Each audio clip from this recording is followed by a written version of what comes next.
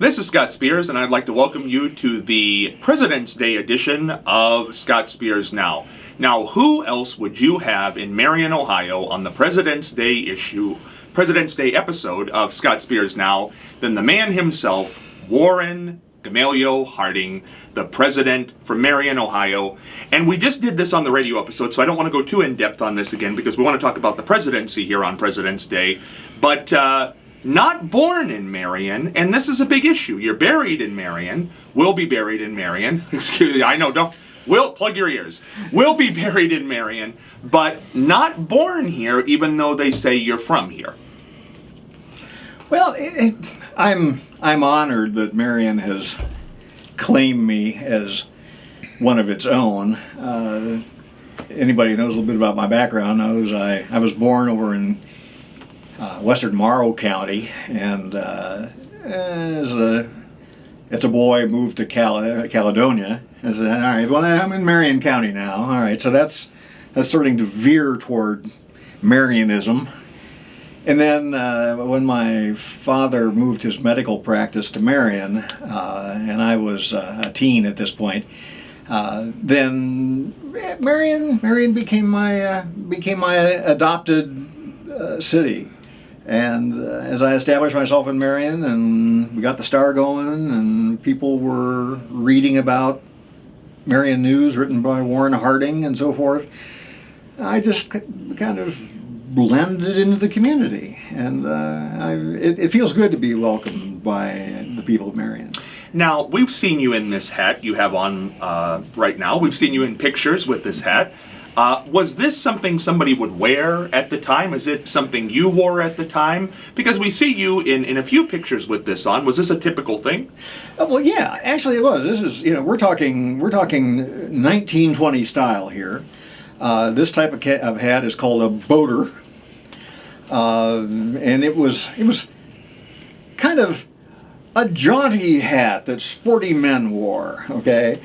And most of the time, and in political situations, and always in cold weather, I wore a bowler hat, a felt hat that looked a lot more dignified.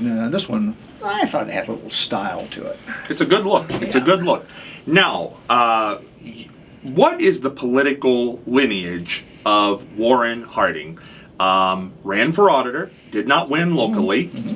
Ran for state senator, 2 terms as state senator, first person to do that. Usually it was, or were you the first? You were the first for 2 terms, right? I ran for state senator, and I was the first senator in my district. In your district, 2 terms. To be elected for 2 terms. That seemed a good omen as far as someone who takes a tender step into politics and then starts to hit his stride. So that felt like a comfortable place for me. How do we get from state senator to running for president? Well, it's an interesting journey. What year are you elected state senator? 1914. So this is a 6-year run from state senator to the president. That's pretty quick. Well, there was a period when I was a U.S. senator in Washington too. So, which was really an important step. When I was a U.S. senator in Washington, I started out the first committee I was appointed to as a U.S. senator was the committee that monitors the price of meat. So we were working with packing houses, and the federal government's telling them what they can charge for a pound of brisket, and that kind of thing. But by the time I was near the end of my senatorship and running for president, I was on the U.S. Foreign Relations Committee, which is among the most influential senatorial groups in Washington, because that's what's dealing with relations with all of our allies and foes and emerging nations, and it was that was important work, and I was honored to be part of it. How do you go from state senator, which is basically known in this area, to a senator from Ohio in Washington. Well, and we touched on this in an earlier interview, but I'll recap it here. Part of it had to do with the Marion Star. I had a lot of opinions.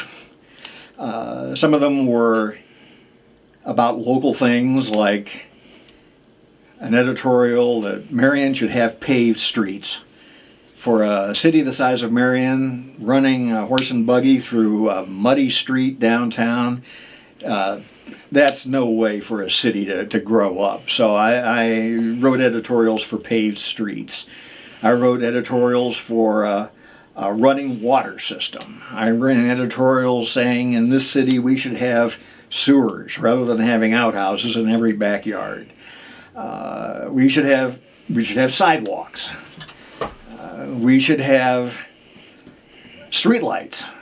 Yeah, Marion was dark at night, and at least it gave you the impression it was a dangerous place to be.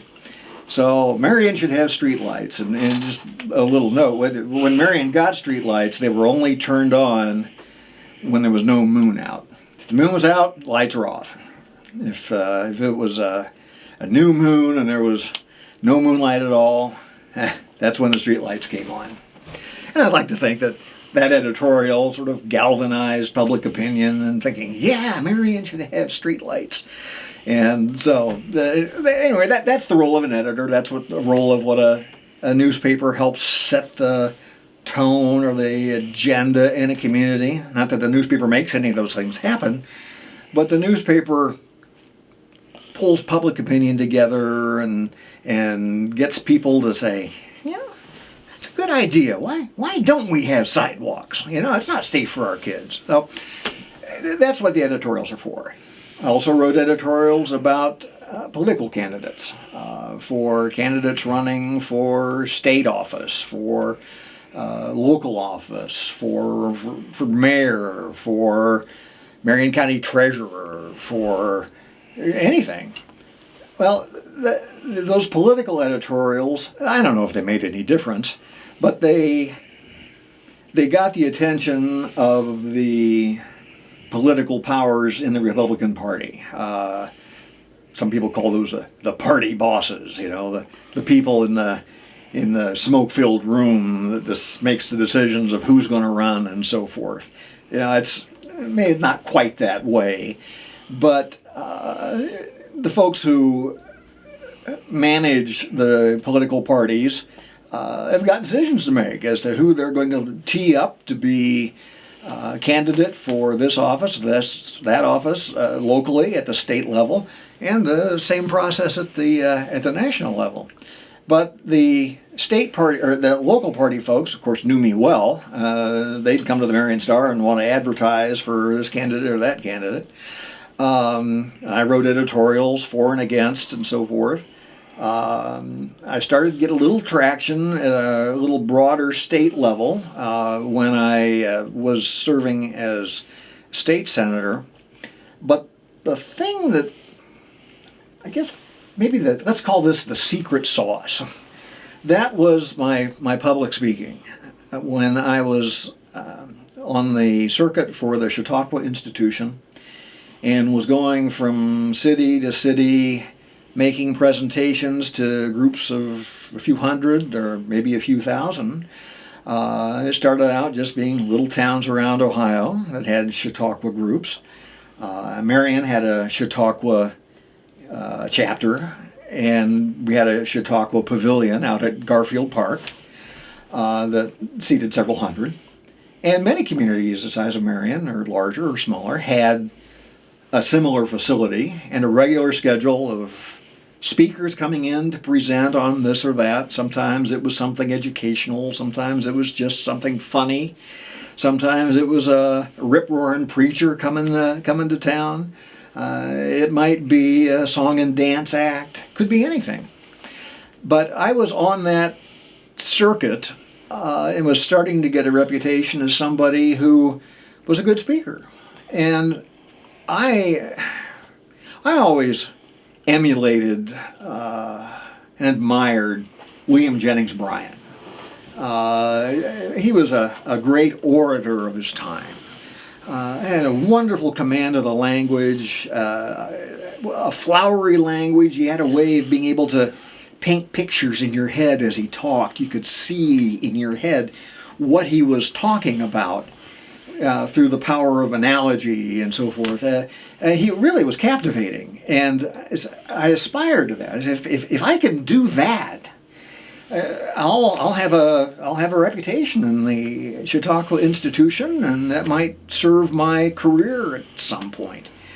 And it did, because it exposed me to thousands of people around this part of the country, as far away as Chicago, New York, Chattanooga. And so the Harding name was not unfamiliar. It's like, I remember that guy. Yeah, he's the guy that gave that speech on Alexander Hamilton. I never knew much about Alexander Hamilton or how much of a patriot he was until that Harding guy talked about him at a Chautauqua thing. So that helped. Another thing that helped was the fact that I could travel anywhere for free. That's an offshoot of running a newspaper. We ran the paper. We have to publish the schedules of the 4 railroads that serve Marion County. We didn't do that free. Railroads paid for that. I bought an ad and ran the schedules. Well, at some point I wised up a little bit. So, rather than just pay me cash for that, why don't you give me some train tickets? So I had free train tickets for me and for Florence and anybody that wanted to come along with me to go anywhere that was on any of those train routes. And it didn't cost me a dime. So when it came time to consider a presidential run, and there's an awful lot that went into that. That's something we can talk about here. But one of the pieces that made that work was the fact that I could go anywhere. Getting someplace to campaign, getting someplace for a rally, just getting someplace to speak in front of a large group of people and get my name out there. It was easier for me to do that than for just about anybody. So how did we go from state senator to U.S. senator? Because that's a big leap before you become president. Well, before you run for president. Again, it did.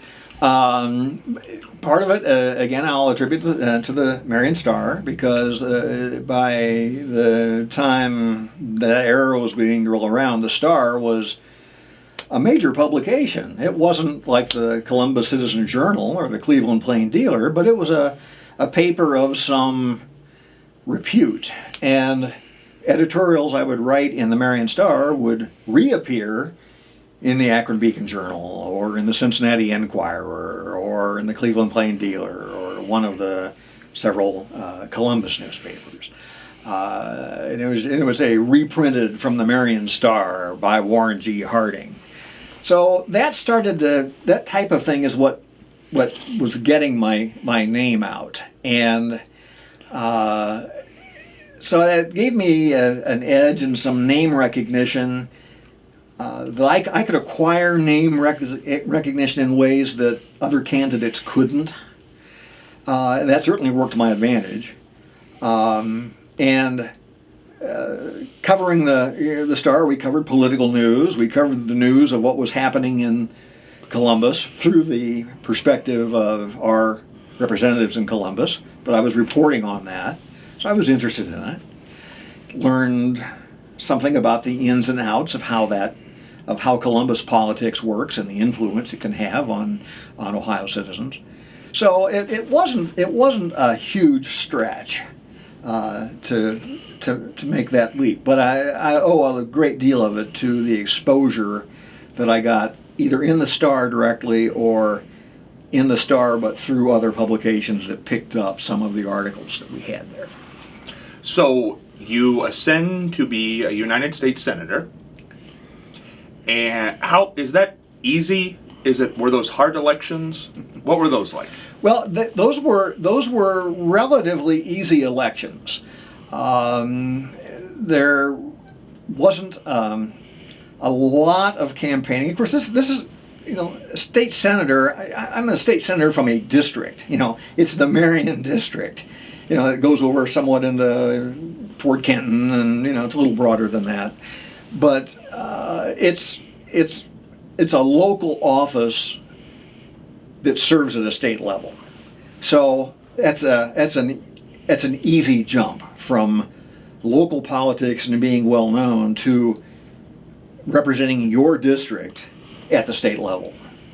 So it's not like, well, I have to campaign statewide to do this, But by the time I but after I'd served some time in Columbus, I was starting to be well known.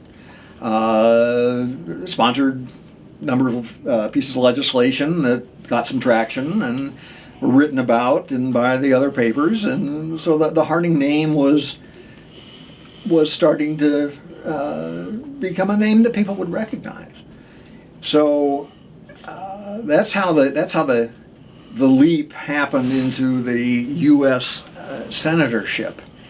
Running for senator in let's say 1914 was a very different thing. It didn't have the vicious attack politics that would come decades and decades later. It wasn't always congenial, but it was respectful. But it was at that thinking that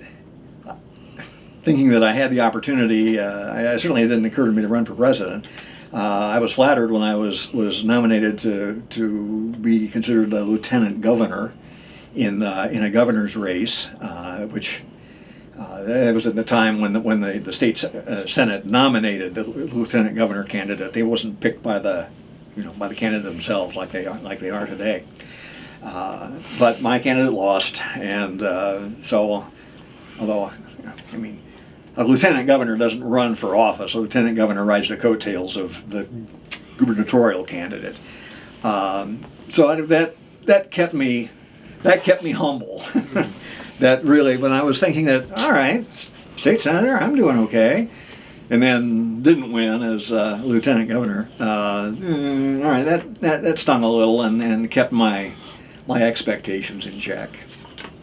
But the thing that led to any presidential anything happened in the 1916 Republican National Convention. I had done a lot of public speaking around this part of the country at that point. And the convention was in Chicago. In fact, most of them were in Chicago at that time. And because I was well known and had a reputation as a decent public speaker, I was selected to be the keynote speaker at the 1916 Republican National Convention. Well, that gave me, I wasn't running for anything. I was just there for positioning. Part of it was, I think they wanted me to be there. The other part of it was, I think the Ohio party bosses had some faint visions that I might be fodder for a national office at some point. So part of it was, well, we like Warren Harding. He's a good talker. Let's have him come and be the keynote. Part of it was, let's get Harding in front of the delegates. Let's get Harding in front of a national assembly and just see what happens. Well, there wasn't too much that happened, really. I mean, I was flattered to be invited, and I thought I gave a good presentation to the assembly. But it wouldn't be until the 1920 Republican National Convention that things started to pop. Now, this is an interesting time because 1920, the Republican Convention, the common wisdom was, well, we should set the scene. Woodrow Wilson is the president.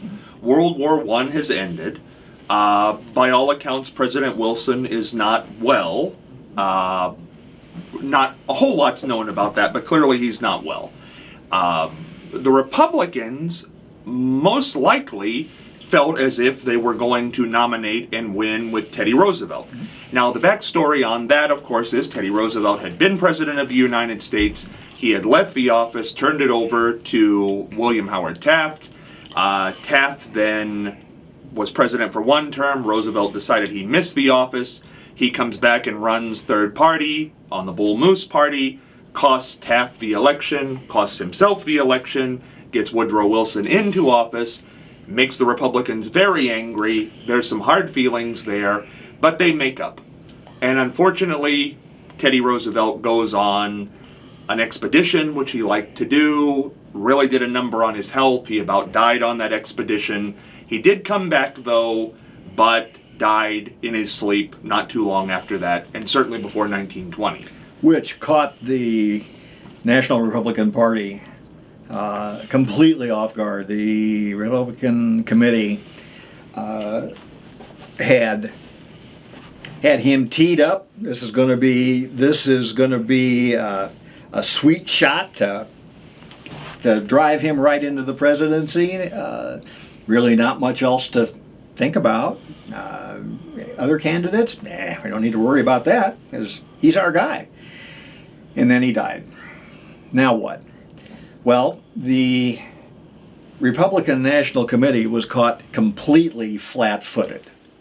They didn't have anybody teed up. There were some semi-well-known names. A fellow by the name of Len Root. You ever hear that name, Len Root? He was going to be, one of the candidates. It was a descendant of the Gamble family from the Procter and Gamble company that was being considered, and then not considered because he was thought he's a rich guy from privilege, and he's not going to resonate with everyday people. So what happened in the 1920 convention? All the delegates are assembled. They're in the Chicago auditorium. It's 100 degrees outside. It's probably 120 degrees inside the building. There's barely any ventilation. And one candidate after another, they trot up in front of the group, and how many delegates, and nobody got enough. They use what they call a bishop's ballot. It's like you've got to get enough ballots, and if you don't, then you're done, and somebody else, we're going to not see if they can beat you with more ballots, and nobody's getting any traction. And this thing is going on and on and on. And they're down to the 11th ballot. They've gone through 11 candidates, none of which is making anybody's dreams come true as far as being able to get delegate votes. And that's when Mark Hanna, who's a party boss for Ohio, and he's down there with other party chiefs from other states, and they're getting together, and someone said, "What about Harding?" Harding, nah. Well, no, what about Harding? Well, I don't know. He's got a name that's well known in at least this part of the country. Let's see. He's a nice guy. Runs a newspaper, so he knows how to write. He's got opinions. He's got some political experience at the state level and in Washington. He's on the Senate Foreign Relations Committee, so yeah, he's got some kind of international stuff. Nobody hates him. I mean, he hasn't really done anything stupid. Why not Harding? And that really is how it came down. So my name was put forward. The fact that I had been the keynote speaker at the convention 4 years before certainly didn't hurt. People they'd heard me. You know, I like to think at my best. That was one of my better speeches. But by golly, there was a vote. Boom. There was an overwhelming vote for Harding to be the Republican candidate. There were enough delegates to make that happen, and boom, I was the guy. Now, the convention happens when in 1920? It's July 1920, right in the heat of, So now, I understand that political campaigns today run years ahead of when they happen. This is 4 months. Exactly. Well, again, Taft was going to be the guy, and Roosevelt. He was going to be the guy. Teddy Roosevelt was going to be he was the standard bearer, and it's not like he had to do a lot of campaigning. He'd already served as president, so there isn't much to deal with. So some say the Republican Party were asleep at the switch. Well, this is interesting because there's a 4-month period. Harding, you are not thought of as the candidate until this really, I think what most people would call a disastrous convention is happening for the Republicans, because they certainly feel they're poised to take the White House with the state Woodrow Wilson has left the country in and the state he's in. So my question is, being a journalist, you're a journalist, and I'm going to ask this broadly here, a broad stroke. In this 4-month period, as you say at the convention, you were the guy because they said, well, he hasn't done anything bad. He's okay. Everybody likes him. At what point, not the country, but at what point you're president now. You don't have to worry about this. At what point did the Republican Party become aware of your picadillos or extracurricular activities? Because they did become aware of it at some point. Did they not? Well,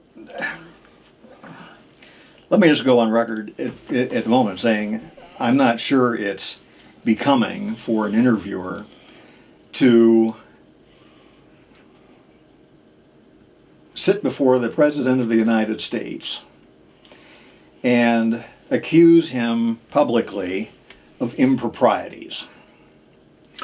The president, the office of the president is an office to be, I say revered. That's a bit much, but an office to be respected, and an office to hold in high regard, and to bring up this kind of discussion before a president in front of a public audience is, well, it's highly inappropriate. Let me ask you this, and we have 2 minutes before we got to go to break, and we're going to come back with President Harding and hear about the campaign of 1920, this 4-month period.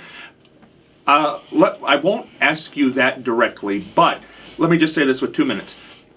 Is there not a lady from Marion, Ohio, who's a friend of yours, Carrie Phillips, who the Republican Party has sent on a trip around the world during this campaign, and nobody seems to know why the Republican Party has done that? Now, that's a truth. It is. That's a question a Marion Star reporter would ask. And I would let me explain that. If it takes longer than 2 minutes, we're going to have to do it when we come back. Okay. That's a good tease. Okay. All right. It might take longer than 2 minutes. It'll take longer than 2 minutes. All right. We're coming back with Warren G. Harding and Carrie Phillips going around the world in this 4-month period. Back in a minute. Hey, Scott Spears back here on the President's Day edition of Scott Spears Now with who else? President Warren G. Harding. Now, President Harding, you're the president right now. We got into a little contretemps there. Nice little tease, though, before we went to the break here. Here's what's happened, and this is the legitimate question I'm asking. There's a 4-month campaign in 1920. You are not thought of anywhere to be the Republican nominee for president. We all thought it was going to be Teddy Roosevelt, and even when the convention started, nobody really thought about Harding. A lot of ballots had to take place. This is July of 1920. You are elected this coming November. We'll talk about that in a second. My question was, and apparently an indiscreet one on your behalf, and I understand that, was when did the Republican Party in this 4-month period become aware of maybe some of your extracurricular picadillos. Now, I'll bring that question back to ask you this, because this is a truth. Carrie Phillips, a woman from Marion, who you are very close with and have been very close with for quite a long time, certainly I think we would say more than friends is what people understand. Now, you can set us straight on this. Was sent by the Republican Party on a trip around the world while you're running for office. Why is that? And what's that all about? All right. Well, you gotta understand, who is Carrie Phillips? She's the wife of Jim Phillips, who is co-owner of the Euler Phillips department store in Marion, which is the largest department store in Marion. Built a magnificent edifice of a store. It was the only building in town to have an elevator. They're at the corner of Prospect and Center Streets. The Euler Phillips Company bought advertising in the Star, as did the Franks Company across the street. But over the years, I got to become very good friends with Jim and Carrie Phillips. And the Phillips and the Hardings traveled together. We took train trips together. We took a European cruise together. And on that cruise, we ventured into Germany. And Carrie Phillips is of German ancestry. This was her first opportunity to set foot in her homeland. And she fell in love with it. She was captivated by the people, by the culture, the language, the opportunity to think about tracing her own lineage back generations. And that German exposure changed her, which would come up later. Well, the Phillipses had a tragedy in their family. Their son Robert died. It was their only child. Carrie and Jim were devastated. Could not even function. Jim turned to the bottle and spent his days and nights in a drunken stupor. That's how he dealt with it. Carrie was consumed with grief. Carrie was heartbroken that her husband had basically abandoned her. He wasn't there for her. And so Carrie turned to Florence and I for solace, to pour out her heart. She became very close to Florence. She became very close to me.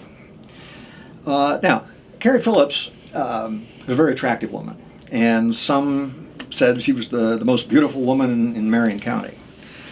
I don't know about that, but anybody who saw us together automatically take her physical appearance and any association with me, and they'd put 2 and 2 together to make 5. Again, we did everything together. I mean, some of our closest friends, and wonderful traveling companions. Well, as I went on in my political career, Carrie Phillips became somewhat clingy with Florence, but also with me. She was seen with me often. The press, the muckraking press, especially those who just like to deal in rumor and innuendo, would put things together and say, those two are a couple. Well, one of the things that became very awkward after I became president, we're just out of World War I. It was the Great War. It was just one at that point. The Great War. There was a lot of anti-German sentiment in the country, for very good reason, and yet that's where Carrie's heart was. Her heart was in Germany. And even though she was in the U.S., she subscribed to German newspapers and had German friends and probably made another trip or two to Germany, and that's all very suspect. This is while I'm in the Senate. I'm on the Senate Foreign Relations Committee, friends with a woman who is friendly with Germany, our foe. And so the rumors start to fly that Carrie Phillips is a German spy. And I mean, seriously, she's being investigated by anybody who would have an interest in such a thing. The government. Yeah, absolutely. Yeah. She's whether or not she's a German spy, she has the appearance of being a German spy. And this taints the aura of a Republican president. So the simplest thing to do was to take Carrie Phillips, put her on a round-the-world cruise for as long as it takes to get her out of Washington and out of the view of the press and the public eye, and to start to settle down some of this innuendo that we had some kind of impropriety going on. Because I want to talk about this campaign, because there are some fun moments about this, including my favorite baseball team, the Chicago Cubs. But I'm going to take one more swipe at this, because I'm going to ask this in a much broader question, and I'm not going to focus in on. We've heard the Carrie Phillips story here, and I'll take you at your word on that. But there have also been speculation. There has been speculation that your wife was married before. Now, you don't have to answer that either.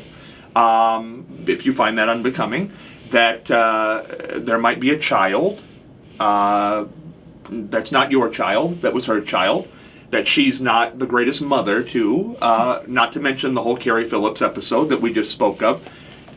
Is the Republican Party completely aware of this when they say, oh, Harding, he's the guy in July, or do they become aware after of these problems that might arise if they don't tamp them down? Well, the background concerning my wife Florence, it's true. Florence had been married before. When she was 18, she married Henry DeWolf, known as Pete. Pete DeWolf was, and they met at a roller rink,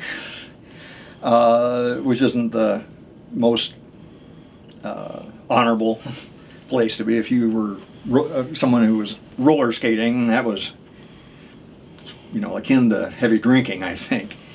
But she'd been. They had a child, Marshall, and Pete DeWolf was a drunkard. He could not hold a job.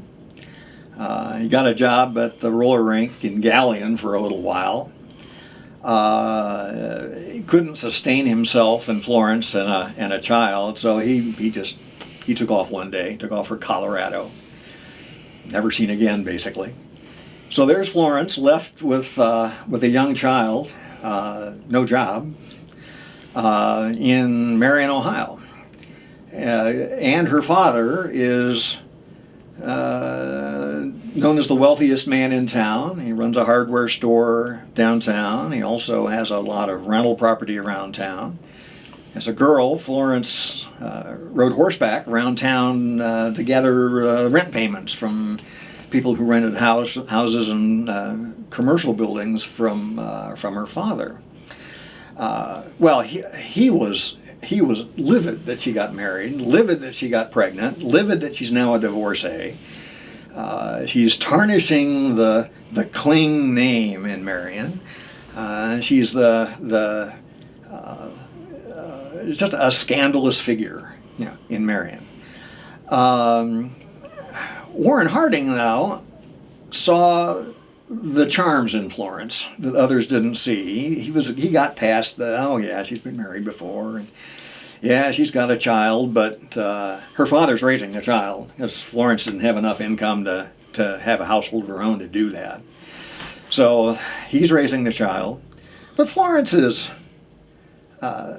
attractive, not in a classical beauty kind of way, but in a statuesque kind of way. She carried herself well, had a great figure, wonderful horsewoman, very accomplished on horseback, was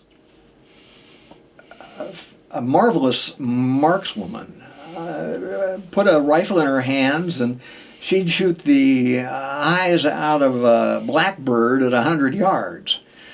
She had opinions. She was educated. She was talented. Her father sent her to the Cincinnati Conservatory of Music to study piano. She didn't just learn piano from, Mrs. McGillicuddy next door. She went to piano college to learn to play. And ultimately she started teaching piano out of her home and was starting to make a living doing that. And my sister, Charity, Chat, took piano lessons from Florence, and that's how we met. So Florence became my greatest booster. I think someone asked Florence once, what are your hobbies? She said, my hobby is my husband. And she meant it. She put a great deal of effort into supporting me with the Marion Star.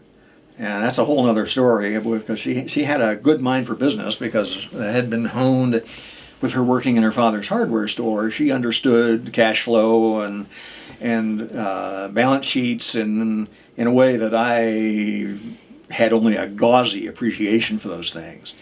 So at the Star, she really was the business mind behind the newspaper, and was a key figure in helping build the paper to become the success that it later became. And she's the one who was behind me saying, Warren, they're she called me Sonny, by the way. I called her Duchess. She called me Sonny. Said, Sonny, they're talking about you running for office. I think you ought to consider it. I don't know, Duchess. I said, no, really, you got, she'd tick off the reasons why I'd be a good candidate for whatever office it was.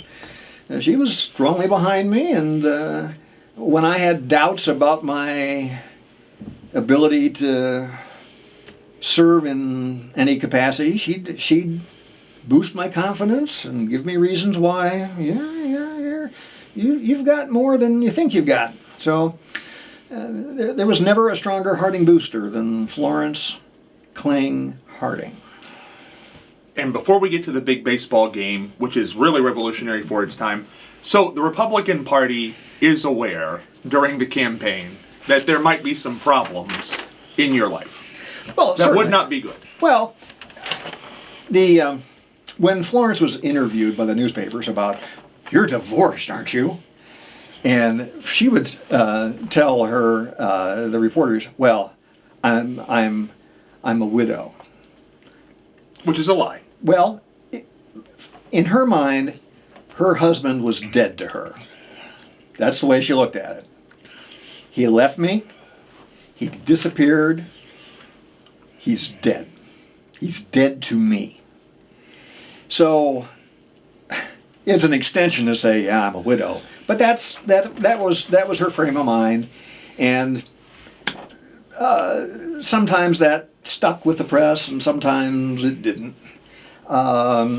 She was divorced, and anybody could look up the public records and realize that.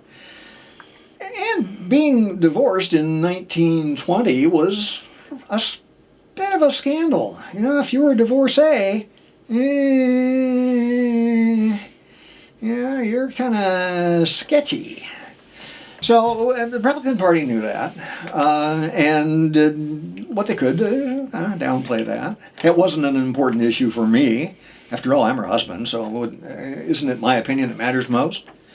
I'm fine with it. And just to be fair, to be accurate and balanced here, the man you're running against, another Ohioan, Mr. Cox, his background is not all that clean either. And maybe this is one of the reasons that a lot of stuff was not pushed harder than it was in 1920. Well, yes, that's a reason. Although it is interesting that in 1920, you've got a publisher from Marion, Ohio, running for president, against a publisher from Dayton, Ohio. Cox ran a paper in Dayton, a successful one. So you've got two newspaper publishers from Ohio running head-to-head in a national presidential race. What are the chances? What are the chances? Now, the political campaign, this 4-month period of 1920, one of the highlights for me is the Chicago Cubs, still my favorite baseball team, came to Marion, Ohio, Lincoln Park. The field is still there, is my understanding. President Harding, again, at that time candidate Harding, is a part of this. When did this happen? How did this happen? What happened?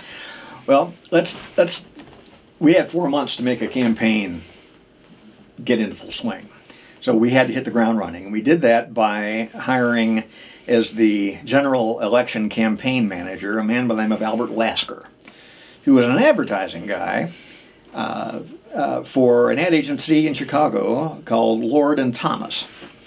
And Lord and Thomas was the brains behind Wrigley Gum, Sun-Kissed Oranges, Kleenex, Quaker puffed wheat, shot from guns, those types of things. I mean, Albert Lasker would take a product, turn it into a brand name, turn it into a household word, and make it a success. And he applied that strategy to the Harding campaign.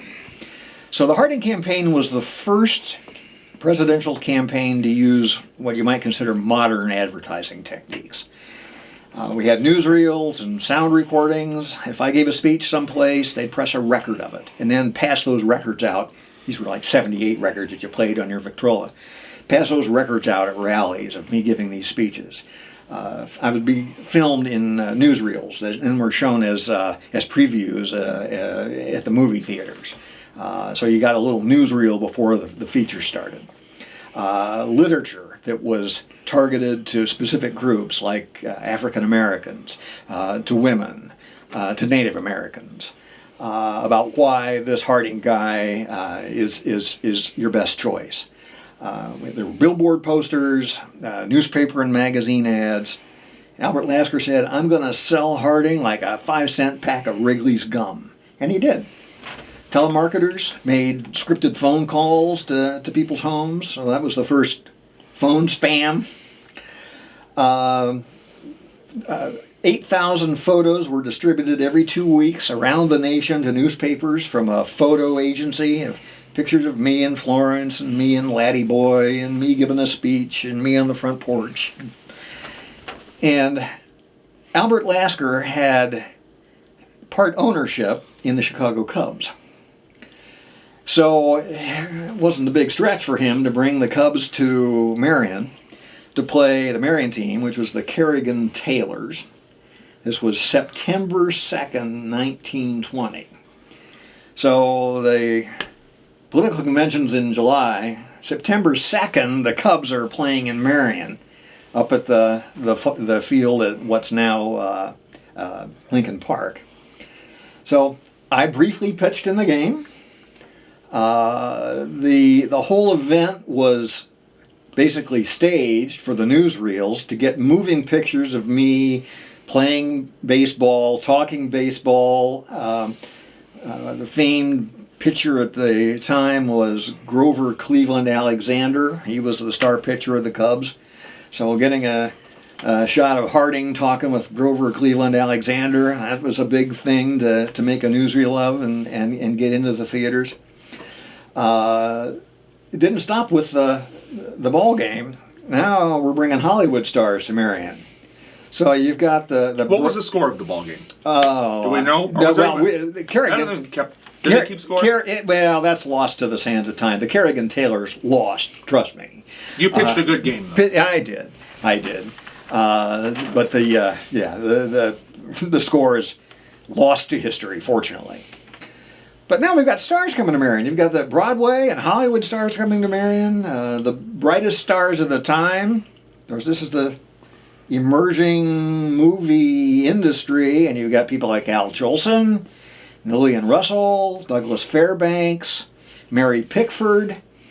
You know, these are the brightest stars of the entertainment field, and they're coming to Marion, Ohio, to stand next to Warren Harding on the front porch of 380 Mount Vernon Avenue. We also had other people you may have heard of, like Thomas Edison, a friend of his that, again, you may have heard of, Henry Ford, another friend of the two of them, Harvey Firestone, is Firestone Tire and Rubber Company. So the idea of star power, of bringing luminaries to Marion that endorsed Warren Harding for president and gained exposure in photographs on the front page of papers across the country and in newsreels being shown to the movie theaters, movie patrons. How can my opponent Cox begin to compete with that? Now, did these heavy-duty businessmen, Henry Ford, Firestone, certainly movie star Al Jolson, did they contribute to the campaign, or was their being there their contribution? Well, in the case of Al Jolson, he was brought in by Albert Lasker. The others, Henry Ford and Harvey Firestone and Thomas Edison, were close personal friends. Because, another little scandalous thing, back in the day, anybody who had a position of power, a position of authority, a position of responsibility, at some point that gets to you, and you need a break. And one of the places to do that was, you may have heard the name Kellogg. It's Dr. John Kellogg. He ran a sanitarium in Battle Creek, Michigan. And it was basically a health spa for people who needed a respite from their responsibilities. So when things got crazy for Henry Ford with labor problems and his son trying to release the Model A against his wishes, and all kinds of turmoil in the Ford Motor Company, Henry Ford says, okay, I'm taking a few weeks and I'm going to Battle Creek. Thomas Edison did the same thing. All right, he invents the light bulb. Why? He's a famous guy. Well, but he was also in a major battle with Nikola Tesla over what power standard was going to be the 60-cycle power standard in the United States. Edison wanted direct current. Tesla wanted 60-cycle AC current. How's that going to play out? He was a nervous wreck. He went to Battle Creek. I went to Battle Creek when the strenuous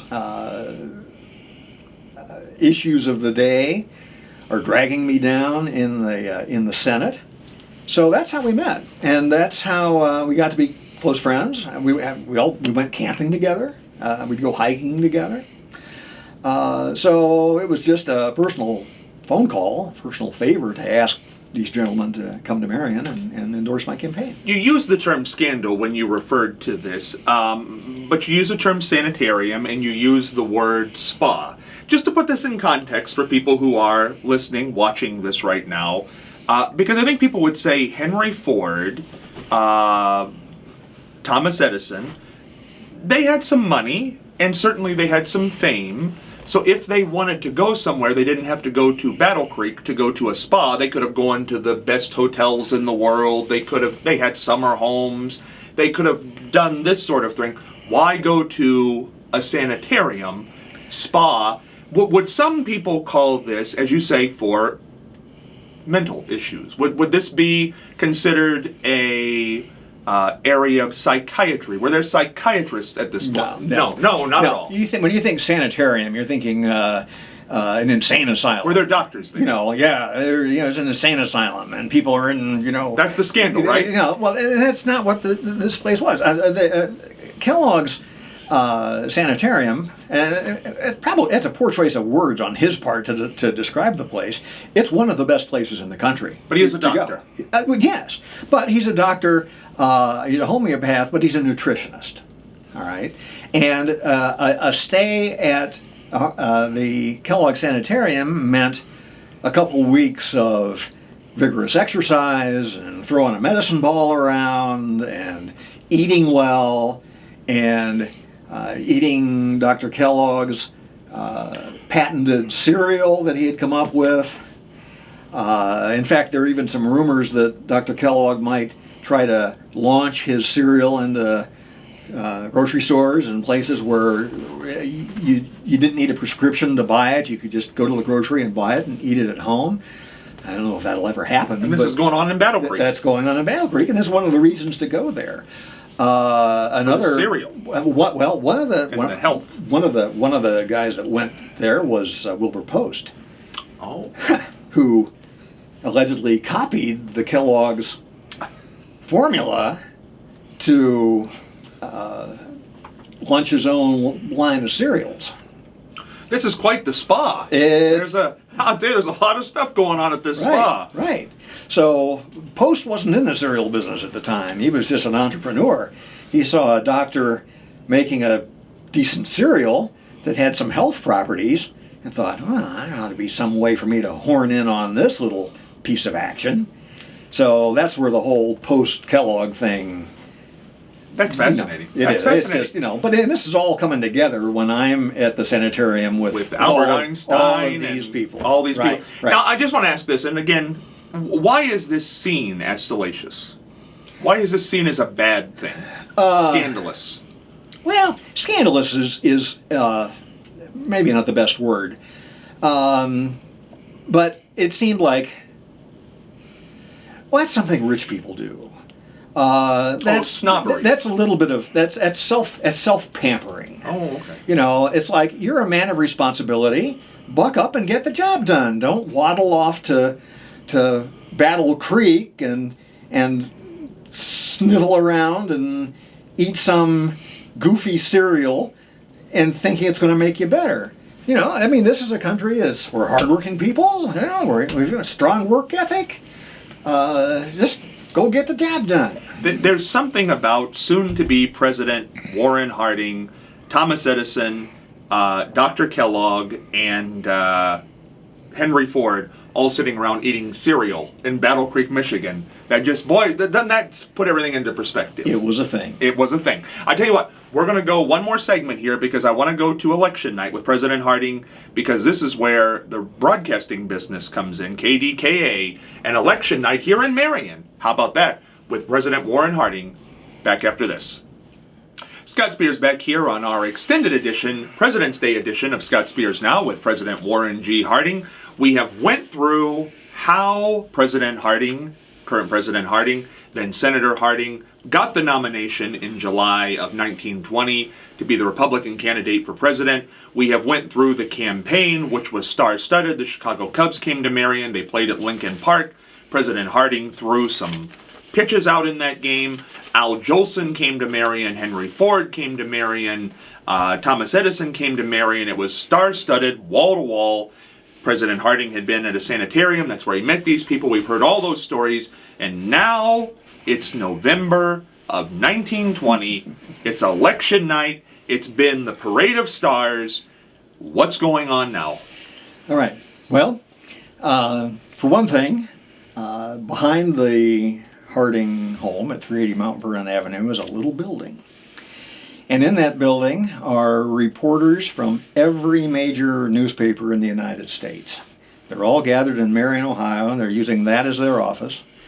We actually built a temporary kitchen on the back of the house to provide food to keep these guys fed. So all eyes are on Marion. All of the newspapers are using Marion as Marion Central to get out the presidential news, because they also have reporters stationed with Cox's campaign as well. But there's a twist in this one, and that is radio. Now, in 1920, a radio is the size of a washing machine. There are maybe 3 of them in Marion County. I've got one of them at 380 Mount Vernon Avenue, and you can scan around the dial and it's mostly blank because there aren't hardly any radio stations. There's a little experimental radio station in Columbus. It's run by Ohio State University, run by the engineering school, but you can barely pick that up. But one of the strongest stations you can pick up a station in Cincinnati called WLW, and you can pick up KDKA in Pittsburgh. It's a radio station that, at that time, all radio stations are experimental. I mean, there's no radio industry. It's an emerging technology, and people are just trying to figure out what radio was, how to broadcast it, how to receive it in your home. This is all new stuff. This is the highest of high tech in 1920. But the Westinghouse Company in Pittsburgh was trying something new. They had one of their engineers by the name of Frank Conrad. He's a little bit of a maverick. He made a little shed on the top of the tallest building in Westinghouse's East Pittsburgh plant. It was a multi-building complex to broadcast history's first radio news event and to broadcast it live. And that was the Warren Harding Cox presidential election. So broadcast news started with you. Broadcasting happened before. But not news. news. But the first news, the first live news thing was covering this election. And so on top of a factory in Pittsburgh, you got this little wooden shed made out of scraps from the factory. It's got an antenna on top. It's got a little 100-watt transmitter of just some vacuum tubes cobbled together, is a kind of an electronics experiment. Is using a candlestick telephone for a microphone, covered with a cardboard box around it to muffle the echoes and all that. Egg crates stapled to the walls, for soundproofing. This is it. This is broadcast radio, folks. And they actually had a commercial license that was issued by the government, by the Commerce Department at that point. They'd only had that license for 6 days. And what's the date? This is election night. This is November 2nd, November 2nd, 1920. Right. So we're sitting at 380 Mount Vernon Avenue, listening on an Atwater Kent super heterodyne radio, listening to all the static that's coming out of Pittsburgh. You can kind of make it out. And now Westinghouse was not a news organization. It was a manufacturing company with some electronics background. The Pittsburgh Post, which was a predecessor of what's now the Post-Gazette, was in the news business, and they supplied periodic election returns to the broadcasting team there on top of the factory, and they announced the listening to the listening audience. The first KDKA broadcast voice, the first news voice carrying any of this, was someone by the name of Leo Rosenberg. Okay, Frank Conrad was the engineer, and he's making all the electronics work to try and get this signal out there. But the actual reporting is announced by Leo Rosenberg, and really he was the announcer. No, he wasn't a newsman. The news came out of the Pittsburgh Post. But that's how we were sitting in Marion, Ohio, keeping track of the election results live as they're coming in. That had never happened before. Now, being a presidential campaign, is anybody... Because I find this fascinating, and I know that's a busy night for you, so maybe you don't know this. But you're in Marion. You come from news, the Marion Star. The Marion Star is operational at that point and doing very well in 1920, November of 1920. Are they getting election results? Are they in the picture that night? Well, of course they're getting election results. The Marion Star reporters listening to the election results coming in through KDKA. So, they're not going to publish them until the next day. Right, but I guess the question, it's interesting because, so the Marion Star is picking this up off KDKA, but the election results are being called in to the Post. The Pittsburgh Post, and many other stations, many other newspapers are doing right. the same thing. It's just that the Post had a radio outlet that none of the other newspapers had. All the other newspapers were going to get their news out at the very earliest the next morning, and maybe the afternoon edition until everything settles out. KDKA is pushing this out as it's coming in, as the results are happening. So November 2nd, you've got the reporters. They may be around the house, who knows at that point, or out back. The results are coming in over KDKA. When does Mr. Leo Rosenberg? Mm-hmm. Leo Rosenberg, when does he announce that you are the winner? Well, this happens late at night. We're at almost midnight. Now, he can only speak in terms of preliminary results because not everything's in. Not everything got phoned in to the newspaper. I mean, it would take days for the election results to be certified. But this election was a landslide. This wasn't close at all. I won by about 60% of the popular vote. Cox got 34%. I've nearly doubled the votes that Cox got, and then there were some independents out there that frittered a few votes away. But once all the votes were in, and they could certify the results within the next couple of days, and were able to engage the Electoral College to do what they do, I had 404 electoral votes to Cox's 127 electoral votes. That's a landslide. And the two Ohio boys who won Ohio? Well, Harding, the Ohio boy, won, and Right. Cox, the Ohio boy, lost. Exactly. It's that simple. Yeah. By a landslide. Right. Yeah. Right. So it's interesting. Yeah, but one of the key points, yes, I've got to credit Albert Lasker for doing some really innovative things to drum up publicity. But this was the first election that women could vote. Just before the 1920 election, the state of Tennessee was the last state to ratify the amendment that allowed women to vote. And this election was the first presidential election that women could vote. And they turned out in droves. This was a right that the women's movement had been working toward for decades.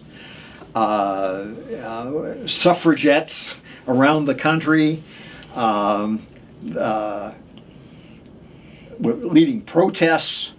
Women should be able to vote. This isn't fair. Lobbying for a constitutional amendment that could make that kind of thing happen, and state by state by state by state over decades this happens. The last one to drop into place is Tennessee, just months before the Harding election, and boom, women are empowered to be able to vote. So they do, and they vote for Harding. Now, on the night of November the 2nd, it hasn't been certified, ratified, all that. Did you know you were the president on November 2nd, the president-elect? Well, I was confident it was going to go that way. Again, you can't claim that until it's certified, and certainly not until the Electoral College has assembled and put their votes into the system. Because it's not a popular vote; it's an Electoral College vote. Okay, the popular vote elects the delegates for each state. Each state is allocated so many. It's those delegates then that, when you put it all together, decides, all right, do we have enough Electoral College votes for or against? That's how it comes down. So on November 2nd, you're here in Marion, Ohio. You're at the Harding home, your home, which is still there. You are listening to KDKA. The election results are coming in. What do you do that night? I mean, do you speak? What happens? Well, I probably I had a front porch speech just for folks that were assembled for the party, but it was a big party. there were over 200 cakes that had been delivered to the Harding home. Wow. Just for the election night. So we had nobody ever ate so well. We had all kind of food and desserts and well-wishers from all over were sending flowers and cakes and memorabilia, and just to celebrate the occasion. It was the biggest party that Marion's probably ever seen. Were there any dignitaries that we spoke about at this party? No, it was reporters. It was political party influencers, party bosses, if you will, friends, well-wishers. No, we didn't have any star power there during election night. There really wasn't a reason to do that. It was our own party. But that night you were pretty confident that you had won. It looked like that's how it was going to happen. That was going to happen. We were, and frankly, I was as surprised as anybody. I was surprised to get the nomination earlier in the year. We'd run a high-profile campaign with the best advertising minds behind it to try to get out there. But this is all new. The idea of running an ad on a billboard for a president. What? That didn't happen. The idea of having, celebrities come to a back porch or front porch campaign. Well, in the first place, he didn't do a front porch campaign. I did. It wasn't. I won't take credit for it. It wasn't my idea. William McKinley ran a front porch campaign from his home and was very successful with it. And it became obvious to me that if you want to run a campaign on the cheap, this is the way to do it. Do it off your front porch, invite the world to come to you rather than traipsing around the country proclaiming why you're wonderful. Let's let people come to Marion, and I'll make my statements from there.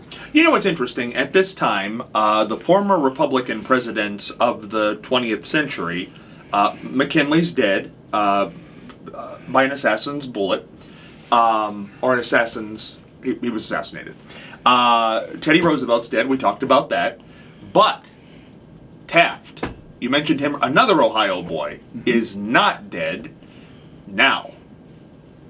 Do you have any kind of relationship with Taft? Yeah. I nominated him to be a Supreme Court justice. You eventually, but at this time, when the campaign's going on, election night, do you have any relationship with Taft? Of course I do. Yeah. No, it's, he's one of the major operatives in Republican politics, not only in Ohio, because it's where he's come from, but nationally. So as I started to come up through the ranks of state senator and U.S. senator, I crossed paths with the Taft family frequently. So he was well known to me. So he's a former president. He never really wanted to be president, so he says, and that very well could be true. Roosevelt handpicked him, and then obviously we covered earlier on what happened with that, and they were enemies, although Taft did go to his funeral and was said to be weeping on the grave. So, we don't know if they made up, but certainly he was sad.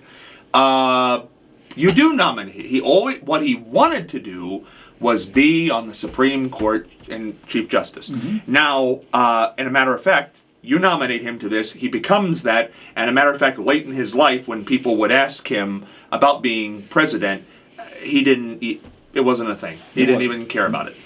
Nope, it was that position. It was that position that mattered the most to him. So why him? Why this former president from Ohio? Why did you nominate him?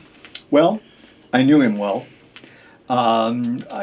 He was of sound mind. He was even-handed.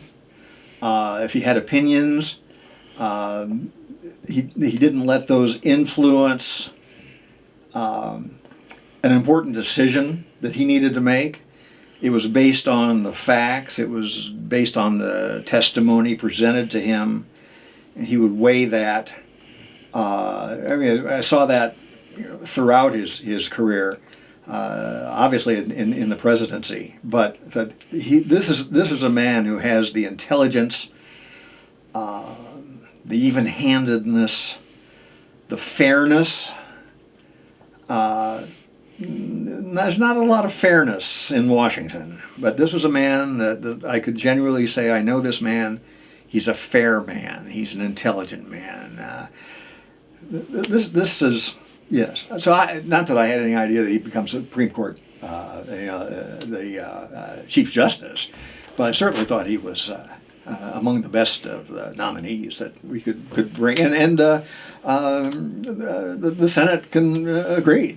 Yeah, he's, so he was quickly confirmed. And just the irony of this, and not to make light of this, but all most people remember Taft for, sadly, is being the heaviest president, and this whole bathtub thing, which we're not even really sure if that's true or not. But think about this, though. The heaviest president outlived Theodore Roosevelt, who was thought to be so vigorous, and the man who nominated him, who was thought to be when I'm saying ladies' man, the first election where women voted, you were a good-looking man, and that's why they wanted you in there. And yet, Taft outlives you both by quite a number of years. This big guy who all we remember is, but he was a Chief Justice of the Supreme Court and a president. You did something, and I want to get this in before we run out of time. You did something that Woodrow Wilson, your predecessor, a Democrat, did. You undid. A Republican shouldn't have done this. Debs. Tell us who Debs is, what happened under Woodrow Wilson, and what did you do that nobody thought you would do? All right. Well, we're talking about Eugene Debs. Eugene Debs was running as a candidate for president under the Socialist Party. Well, for the Democrats, and for Woodrow Wilson in particular, saying you're a socialist was akin to saying you're communist. And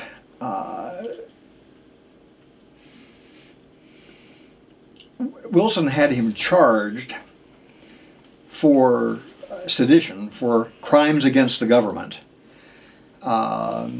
for his socialist platform. So Eugene Debs is campaigning, and Woodrow Wilson as president is saying, "This is blasphemy! This is blasphemy! You can't say these things in the United States. The things that you're talking about are socialist. That's bordering on communism. You can't say those things." It had him jailed. The First Amendment gives us a right to free political speech. And here's a man that's sentenced to prison for speaking his mind in running for a presidential office. That's a massive injustice. That's a flagrant constitutional violation. So I had him pardoned. There's no other way around it. And obviously you did not need to do this to be elected. No. You just did it because you felt it was the right thing to do. It's the right thing to do. I didn't believe in anything the man had to say. I didn't stand for any of the socialist platform, certainly none of the communist platform. But as some of our patriots have said, I would defend to the death his right to say it. Interestingly enough, though, speaking of socialism, one of your paper boys was Norman Thomas. That is interesting. Yeah. Actually, Florence probably spanked him. Oh, you think? Probably did. I don't know that for a fact, but anytime any of the newspaper boys got out of line and weren't towing the mark for, if they didn't turn the money in time or couldn't account for the papers that they had taken, if they're late, or you don't deliver at all, Florence would take them to task. And if it got serious enough, she put them over her knee and spanked them.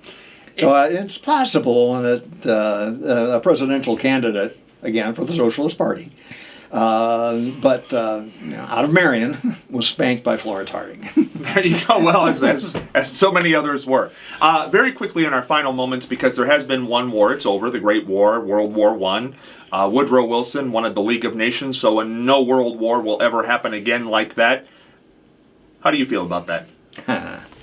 Well, certainly it's a noble quest for peace, world peace, at a time when the world's been torn apart. and thousands have died for the honor of our nation. But there's more to the story. Woodrow Wilson was a proponent of the League of Nations. It wasn't his idea necessarily, but among the international leaders, the idea of a international organization of world leaders that would come together and guide the fortunes of the world, the destiny of the world, in a helpful way. The idea was a League of Nations. And that's an honorable idea. I was thinking along the lines of a world court, of where world leaders could come together and, if they needed to, pass judgment on a dictator or someone committing war crimes or crimes against humanity, that they needed to be accountable to somebody. Well, who would that be? Well, there should be a global organization of nations to deal with those issues. But Woodrow Wilson wanted to take it farther. Woodrow Wilson wanted the League of Nations to basically be a U.S. government, or a worldwide government, of which the United States would just be a member. It would be like the United States and, Ohio is a state. We've got our little territory and we're responsible for that, but we're accountable in lots of ways to a federal president. Well, Wilson had taken that to a global extreme. All right, we'll have a League of Nations and world peace, and everybody's getting behind this. Except, and this is a major part of my platform, this League of Nations is creating a world government. It's creating a world government in which the United States loses our sovereignty. Once that happens, we're not a sovereign nation. Once that happens, we're not in charge of our own destiny as a nation, as a people. We're accountable to those guys. Well, that's against everything our founding fathers stood for. That's against everything that our revolutionary soldiers died for. We had a king. We don't need a world king. And although Wilson would never say it, he wanted to be president of the world, because that was his intention, to head up the League of Nations, as that was his child. Well, it didn't happen, and it didn't happen in large part because he had a stroke. He was nearly totally incapacitated. The last months of his presidency, everything was basically operated by his wife, Edith. Nobody knew that, but that's what it was. If anything needed to be done, Edith did it. I don't know if she forged his signature on things, but he wasn't capable of moving, hardly, or speaking. There's a constitutional provision to take those people out, if they're not capable of serving, but Edith Wilson and Woodrow Wilson would not have that. They were going to see it through, but he was incapacitated enough that he wasn't going to be able to run again. That was clear. And that put the dreams of a world order to bed. Now, later that would become the United Nations that we know today, and we understand what the role of the UN is, and it got its start in the idea of the League of Nations, which wasn't necessarily a bad thing. But Wilson took it to the extreme and took it too far. So why, in your time, did you never do anything? You didn't want the League of Nations, but you felt that there should be something so we don't have another problem like World War I. But in your time, nothing really materializes. Well, I was behind the idea of a world court that would serve as an adjudicating body to resolve disputes among nations. I didn't want to use the term League of Nations because that had connotations of a global government. World Court, on the other hand, said what it is. It's an adjudicating body that is able to provide some political leverage over rogue nations that are not playing by the rules. And what would you say, in our final moments here, what would you say was your platform? What was your big issue in 1920? What was the most important thing that you ran on? Well,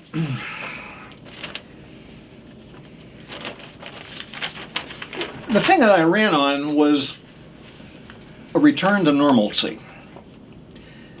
Normalcy wasn't a common word. It's a dictionary word. Things are normal. You know, let's have things normal around here. Well, normalcy actually is a mathematical term. It's a norm, a mean.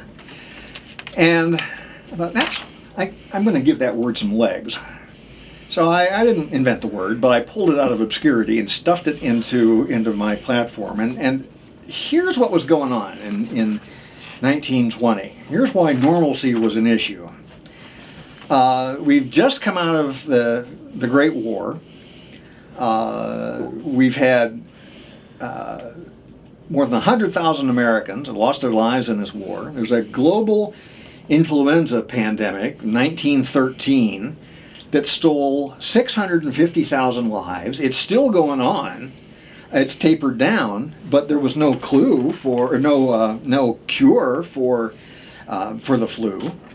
So it's a time that we've got race riots, we've got labor strikes, there's a national railroad strike that's brought commerce to a complete halt.